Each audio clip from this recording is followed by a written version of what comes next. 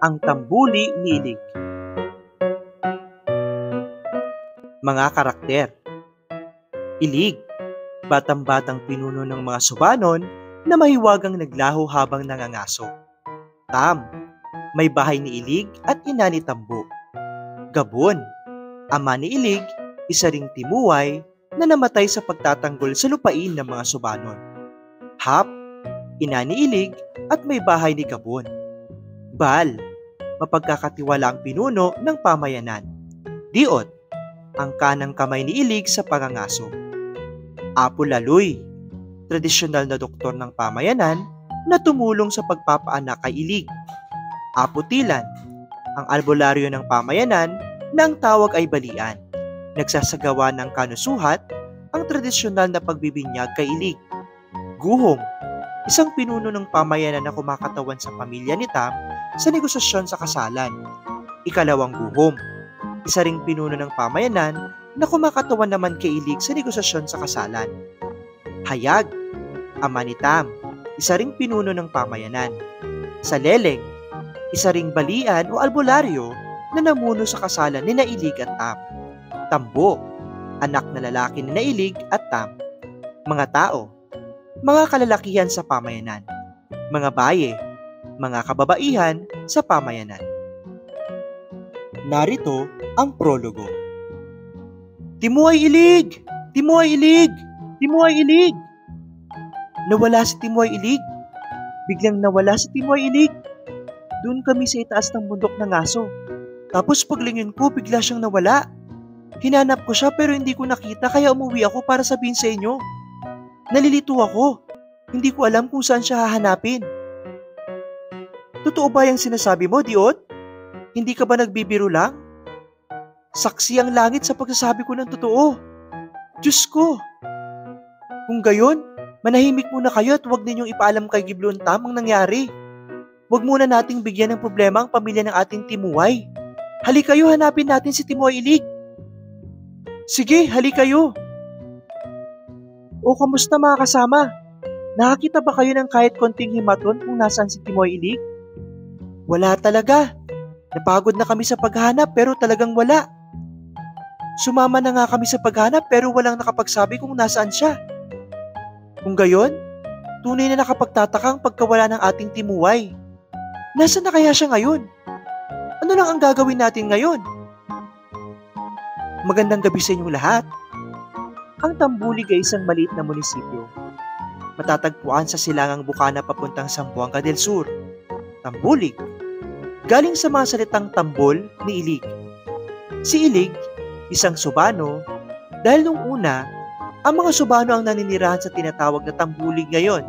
Kaya, sila ang mga taong ginugulo at inaapi. Saksihan natin ang buhay ni Ilig. Narito ang maikling buod ng unang bahagi.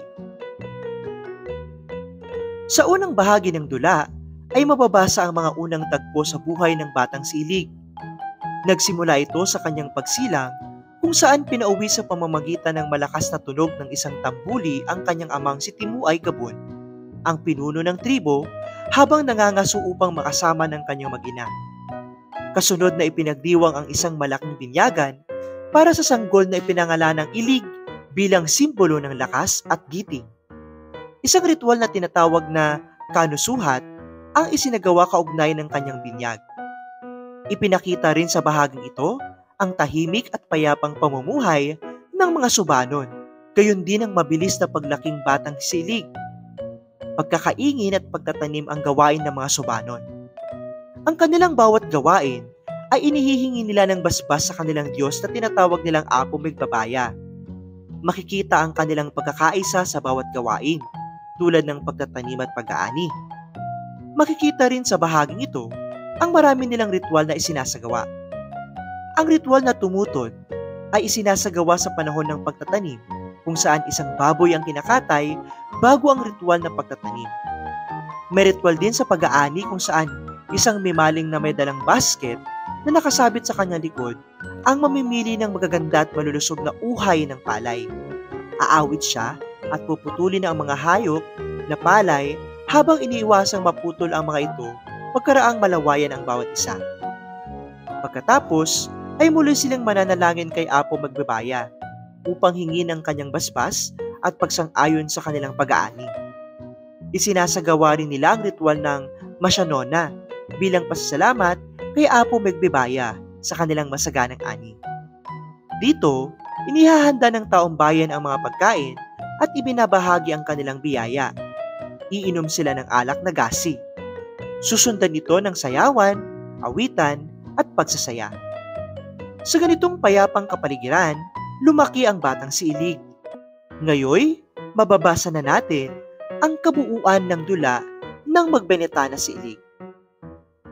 Dumaan ng maraming taon, binata na si Ilig. Malaki na talaga si Ilig, Gabon. Sa lalo't madaling panahon mag-aasawa ng ating anak.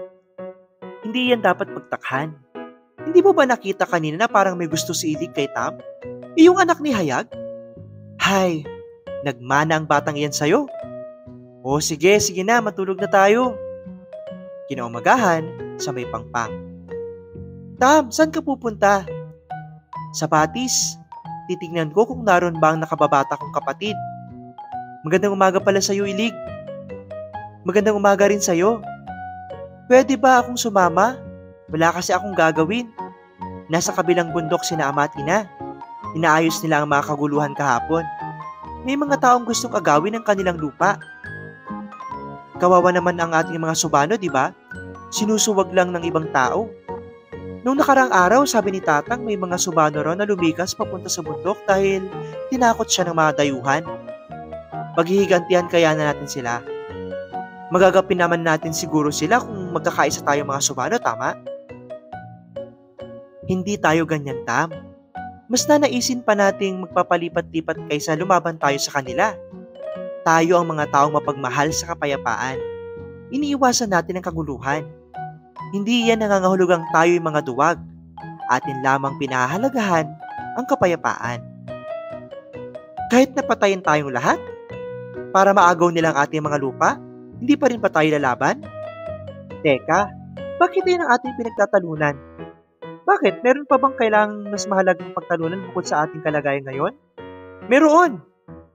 Tutugtog ang musika, magsisimulang sayawin ni Ilig ang sebay sa paligid ni Tam.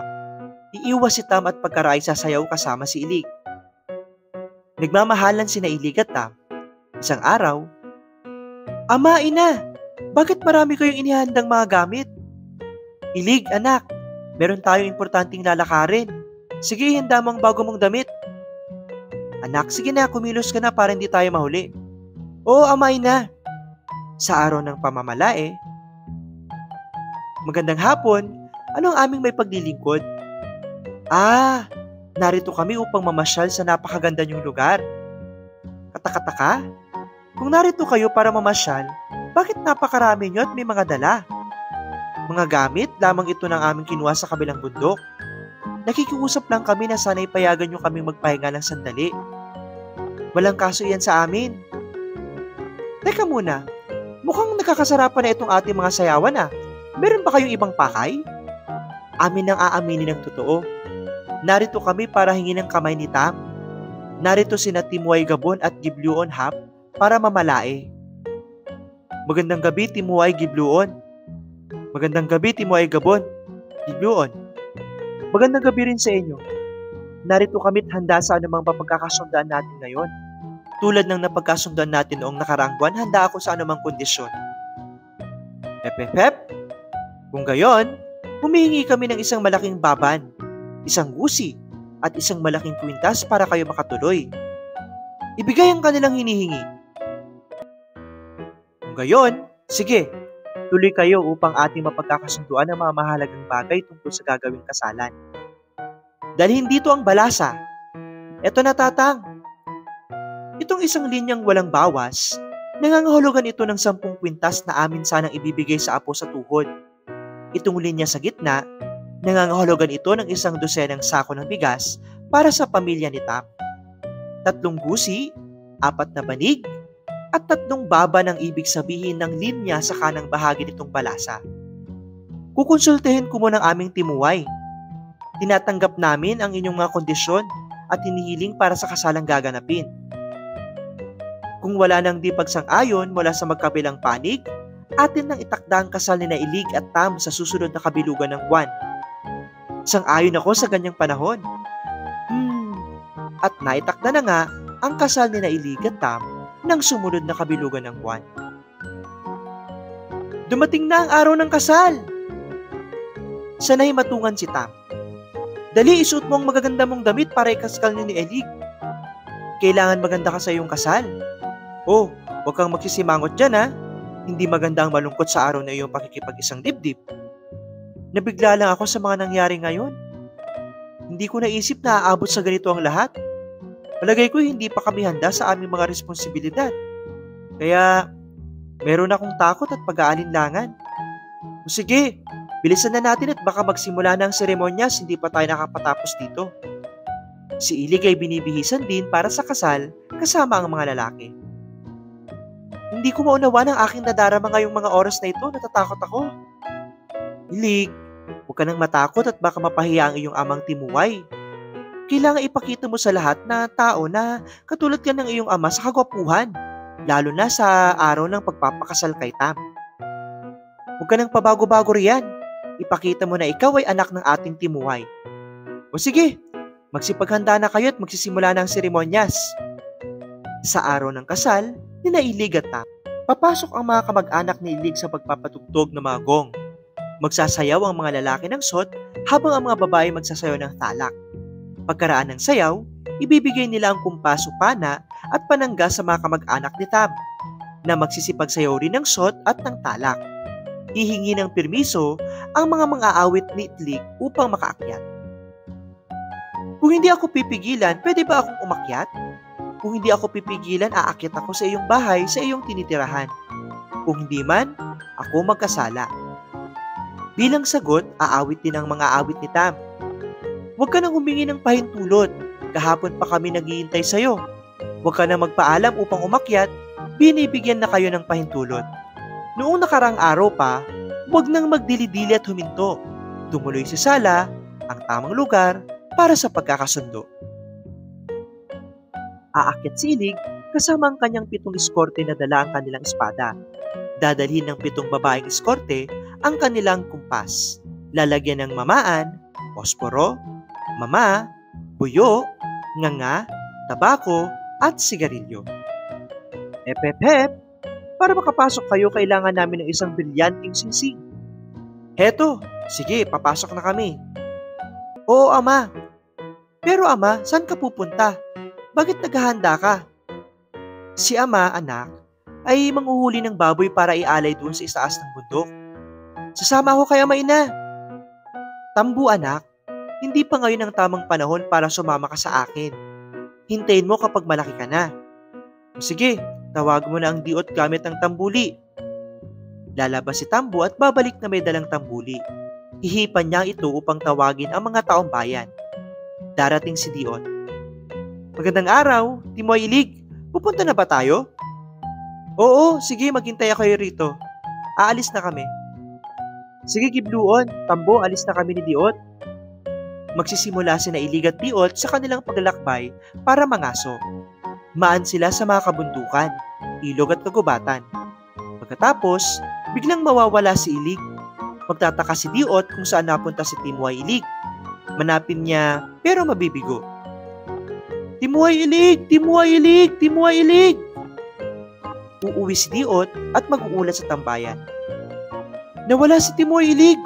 Nawala na lang ng bigla si Timoy Ilig! Naroon kami sa itaas ng bundok, nangangaso, tapos paglingin ko bigla na lang siyang naglaho. Hinahanap ko siya pero hindi ko siya natagpuan kaya umuwi ako upang sabihin sa inyo. Nalilito ako. Hindi ko alam kung nasaan siya ngayon. Totoo ba yung kinikwento, Diot? Hindi ka ba nagbibiro lang? Kaharap ang langit, nagsasabi ako ng totoo. Diyos ko! Kung gayon, kalamayin niyo ang inyong mga loob. Huwag niyong ipaalam kay Tam ang nangyari. Huwag muna nating ibigyan ng alalahanin ng pamilya ng ating Timuay. Hali kayo, hanapin natin si Timoy Ilig. Sige, hali na kayo. Hahanapin ng lahat si Timoy Ilig. Pagkaraan ng mahabang paghanap kay Timuay, Oh, kamusta mga kasama? Nakita ba kayo ng kahit konting himaton kung saan si Timoy Ilig? Wala talaga. Naghahanap kami kung saan-saan pero wala siya. Sumama na nga kami sa paghanap pero wala kaming nakuhang himaton ng pagkakitaan sa kanya eh. Kung gayon, talagang nakapagtatakang pagkawala ng ating timuay. Nasaan kaya siya ngayon? Paano na lang tayo ngayon?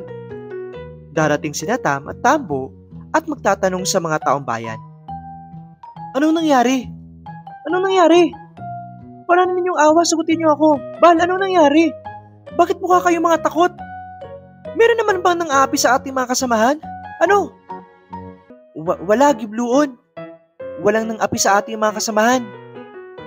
Pero bakit ba mga takot kayo? Gibluon, kalmahin mo ang iyong dibdib. Anong ibig mong sabihin, Diyot? Narito ka? Nasaan si Timuay? Gibluon, wala akong kasalanan sa lahat ng nangyari ha. Ano nga ang nangyari? Biglang nawala si Timuay nung nangangaso kami roon sa itaas ng bundok. Hinanap ko siya ng matagal pero hindi ko siya nakita. Kaya umuwi ako para ipaalam sa inyo. Gibluon, tumulong na kami sa paghahanap pero hindi namin malaman kung saan matatagpuan si Timuay. Hindi yan totoo. Ilig! Ina, nasaan pala si Ama? Ama! Paano na lang kami ngayon, Ilig? Tutunog ang tamburi ni Ilig, nagpapahiwatig na kanilang ipagpapatuloy ang pagpupunyagi. Tunog iyon ng tamburi ni Ilig. Lalong lalakas ang tunog ng tamburi.